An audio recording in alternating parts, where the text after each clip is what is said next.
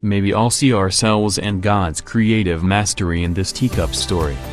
This is a wonderful inspirational story to go along with the Bible story of the potter and the clay found in Jeremiah 18.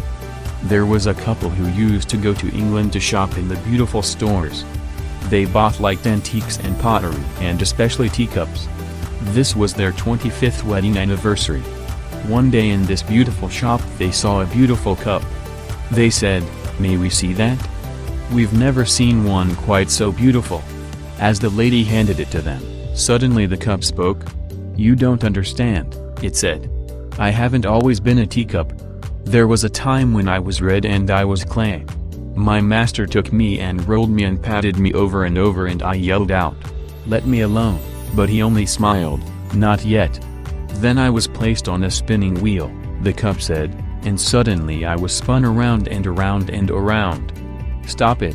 I'm getting dizzy,' I screamed. But the master only nodded and said, 'Not yet.' Then he put me in the oven. I never felt such heat." The teacup said. "I wondered why he wanted to burn me, and I yelled and knocked at the door. I could see him through the opening and I could read his lips as he shook his head, 'Not yet.'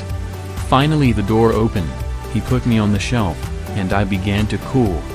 'There, that's better,' I said. And he brushed and painted me all over. The fumes were horrible. I thought I would gag. 'Stop it, stop it,' I cried. He only nodded, 'Not yet.'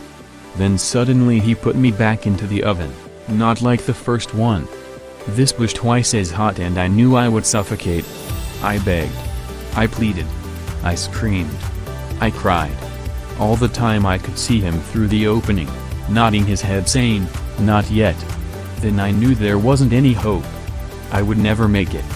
I was ready to give up. But the door opened and he took me out and placed me on the shelf. 1 hour later he handed me a mirror and said, 'Look at yourself.' And I did. I said, 'That's not me, that couldn't be me. It's beautiful.